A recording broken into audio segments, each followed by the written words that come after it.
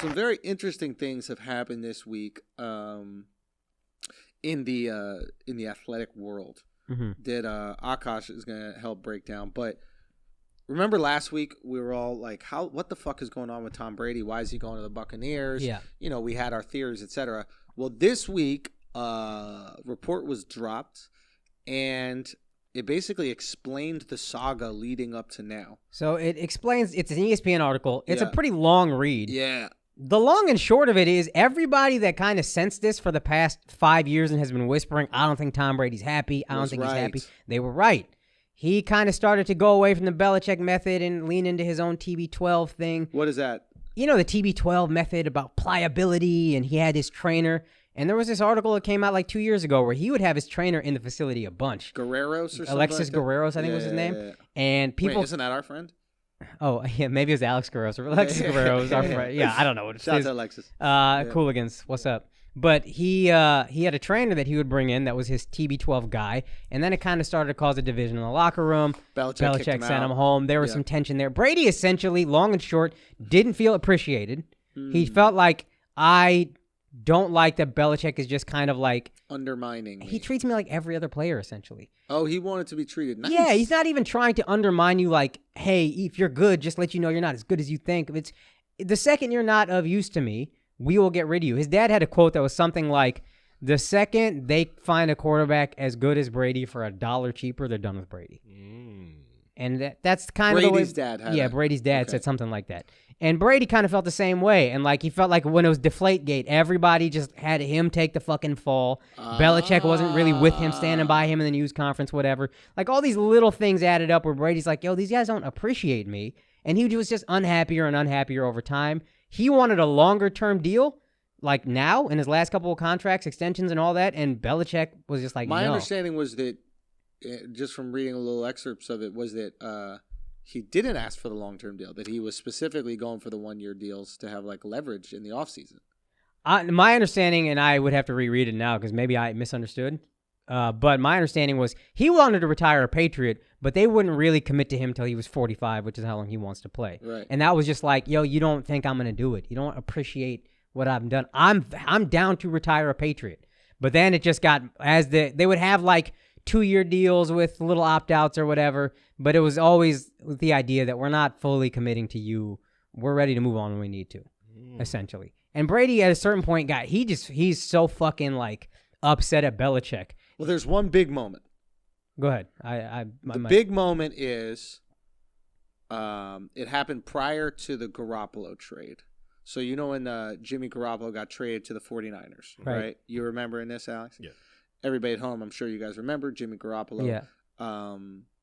There was a lot of tension between Belichick and Brady. Right. And, Belichick Brady was basically like, yo, what's the deal? What's going on here? I think Brady was coming off of injury.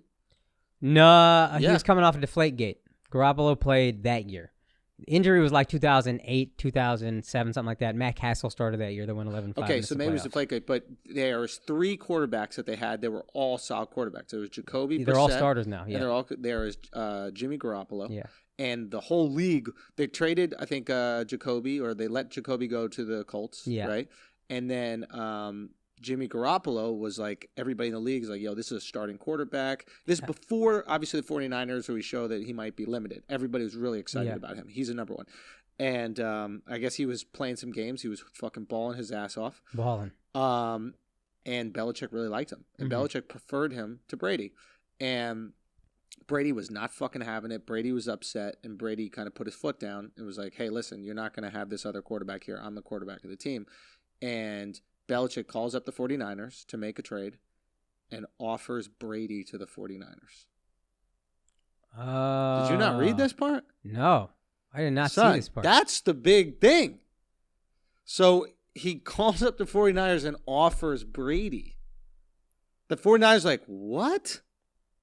Yeah. Are you serious? Kraft gets wind of it, shuts it down. Right. I had heard there After that, dead. But that was so when he was like, make a decision, and the decision is me. Right. Belichick was like, no, it's not. Yeah. And then offers Brady the fucking 49ers, and Kraft has to stop it. And the 49ers GM or whoever the fuck was on the other line was like, wait, did I hear this right? They got at least one, if not 2 Super Bowls after that. 2. They went to it. Yeah. They went to 2. So they won at least one. Yeah. They gone to 2. They might have had the 5th. He might have got his 5th ring after Deflategate. I'm not completely positive. Mm-hmm. But so Belichick would have been wrong there. My kind of view on it with Brady is like, what do you think got you the dynasty? Bill doing this.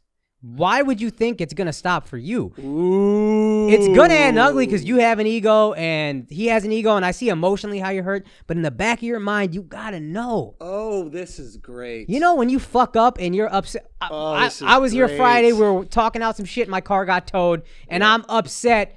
Why the fuck is New York City towing? You're giving reprieve for all these people, blah, blah, blah. Why are you still towing me? I know in the back of my mind, this is my fault. Yeah. This is what it is. I know the deal. The truth Tom Brady got to know in the back of his mind is this is what got you the dynasty. Bill Belichick doesn't love anyone.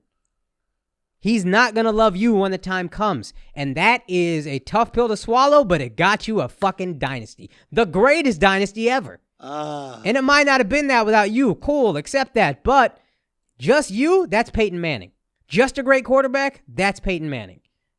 Peyton Manning having all these offensive weapons, throwing these touchdowns. Yeah. 2 Super Bowls. And one of them he got fucking carried to when he was washed.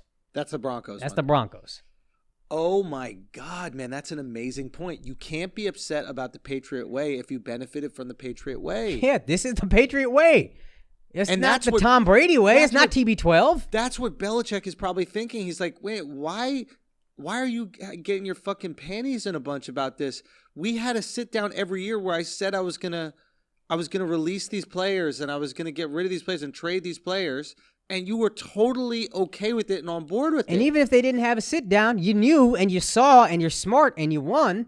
And I love Tom Brady and I hope he wins a ring with Tampa Bay. But like, this is what it is, man. You gotta know this is what it was gonna be. It had to end like this. And I think with time they'll be okay because you'll realize that.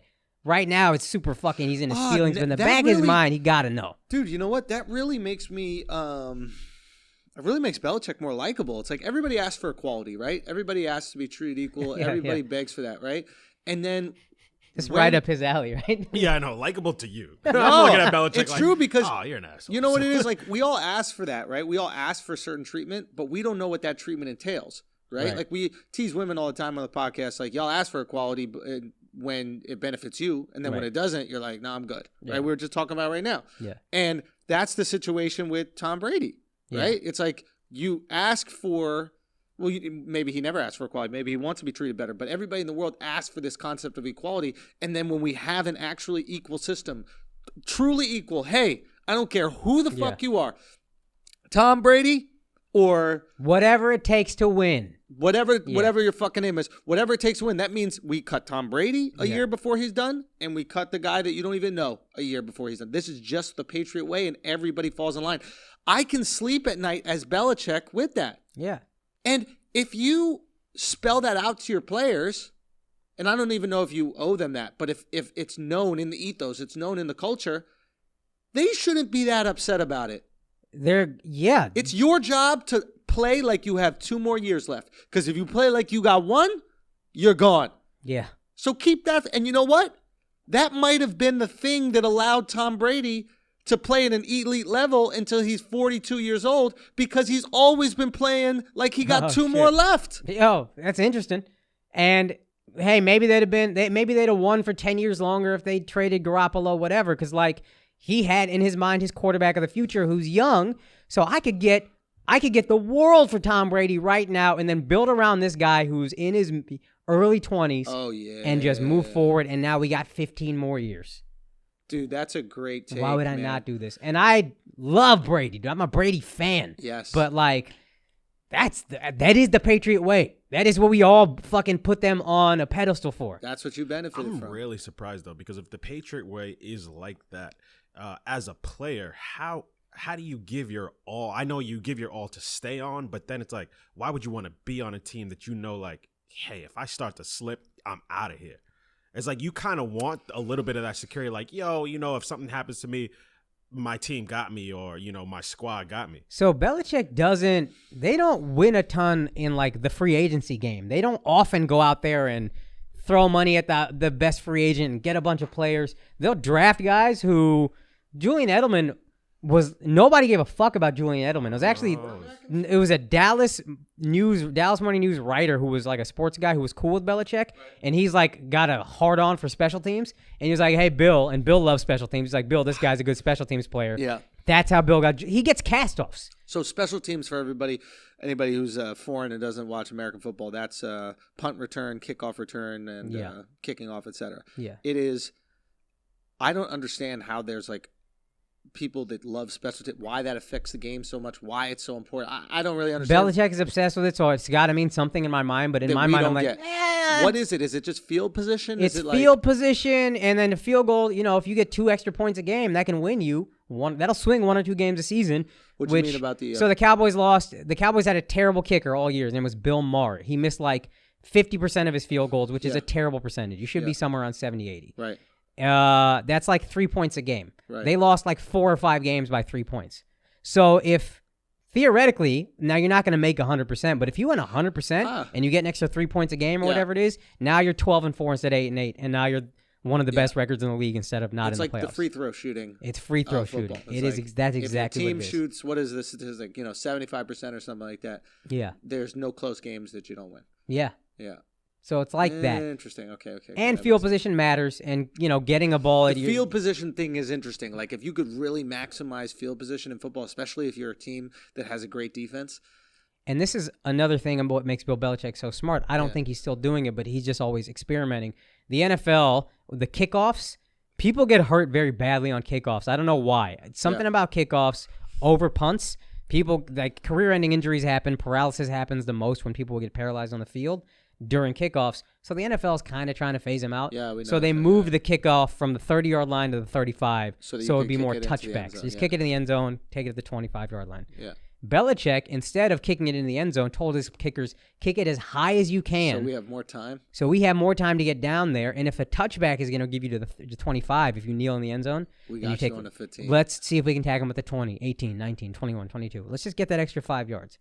Like, the guy's a fucking maniac. Yeah. So to expect any emotion out of this guy, I just don't see how you can do that. Yes. And he doesn't, he's not, Randy Moss went there when Randy Moss got traded to Oakland and then kind of wasn't doing anything and was just struggling. Yeah. So now we make a trade for Randy Moss. Yeah, but you answer my question. It's like they tend to get players who just are happy to play. Yeah, it's not just a lot of happy guys to be on a team. Not a lot of young 20-something guys who are in line for their first huge paycheck or ever going to the Patriots. And then Belichick can just spot their gifts. He's like, oh yeah, I can make him. And he's a football Belichick genius, is like the dude. Tiger King.